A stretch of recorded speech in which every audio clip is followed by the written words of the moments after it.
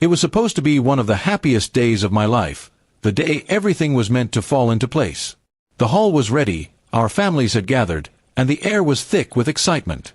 I stood there holding the ring, waiting for her, my bride-to-be.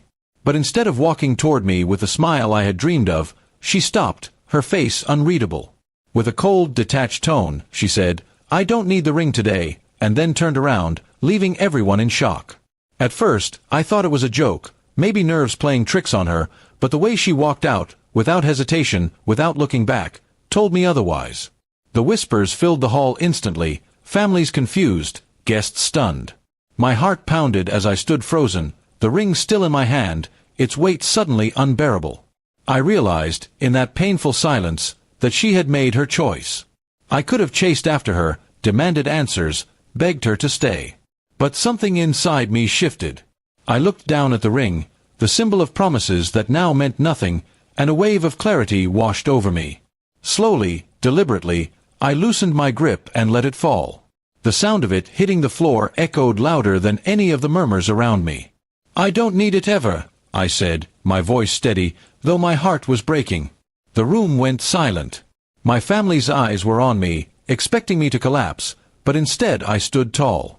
I had been humiliated in front of everyone, abandoned at the very altar, yet I refused to let her betrayal define me. She had left me, yes, but I would not let myself beg for someone who saw so little value in what we had built together. The drive home that night was long and heavy.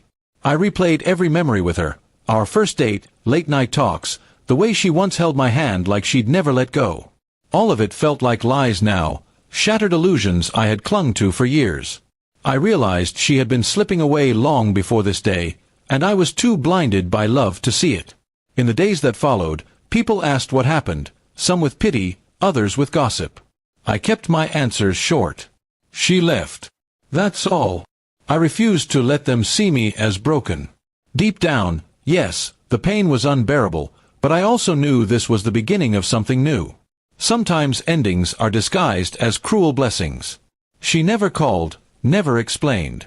A part of me wanted closure, but a larger part of me didn't care anymore. I didn't need her explanations. I didn't need her ring.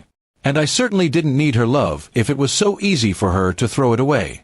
That moment when the ring hit the floor had already closed the chapter for me. Weeks passed, and I started focusing on myself.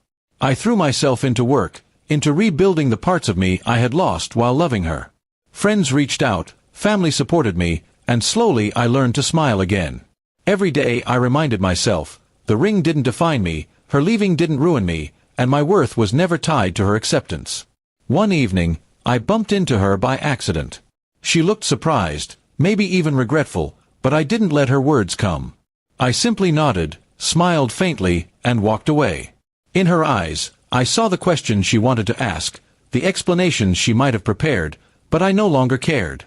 That was her burden to carry, not mine. For the first time I felt free. Free from the pain, free from the waiting, free from the hope that she might return. She had chosen her path, and I had chosen mine the moment I let go of that ring. Sometimes, the greatest strength lies not in holding on, but in knowing when to let go. And as painful as it was, I realized I had walked away with something far more valuable than a ring.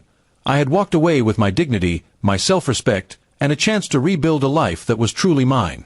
And in the quiet of my heart, I whispered to myself, I didn't lose her that day. I found myself.